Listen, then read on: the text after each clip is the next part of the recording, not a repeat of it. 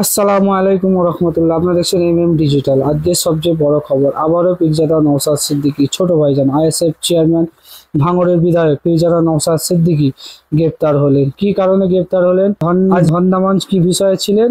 বিষয় ছিল কেন্দ্রের যে কালা কানুন, ওয়াকফ বিল, সংশোধনীয় আইন এবং বিভিন্ন বিষয়, যেমন বিদেশে পরিযায়ী শ্রমিকদের উপরে বাঙালির জন্য বাংলাদেশে তকমা দিয়ে তাদের উপর অত্যাচার চালাচ্ছে, এসব বিষয় নিয়ে বিভিন্ন বিষয় নিয়ে আজকে ধর্ণামঞ্চ ছিল।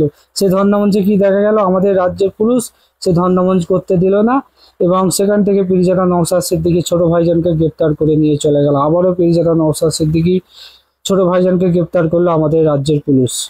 আমি বুঝতে পারছি না, আমরা কেউ বুঝতে পারছি না আন্দোলনটা ছিল কেন্দ্র সরকারের বিরুদ্ধে, রাজ্য সরকারের এত গায়ে লাগছে কেন আমরা কিছুতেই বুঝতে পারছি না। দেখুন ভিডিওটা কিভাবে টেনে হিজড়ে কিভাবে খালি তুলছে ছোট ভাইজানকে। দেখুন আমাদের জন্য লড়াই করছে ছোট ভাইজান, গরিব মানুষের জন্য।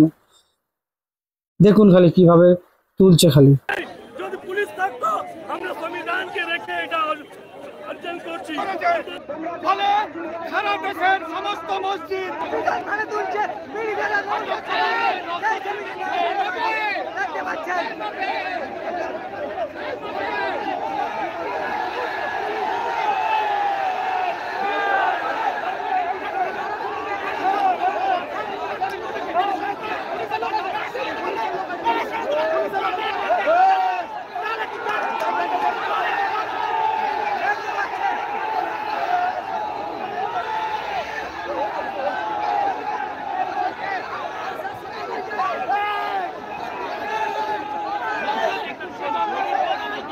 আপনারা কিভাবে ছোট ভাইজান পীরজাদা নওশাদ সিদ্দিকী পিজন ভ্যানে তোলা হলো, টেনে হিজড়ে পাঞ্জাবি খুলে যাচ্ছে তবুও তোলা হলো।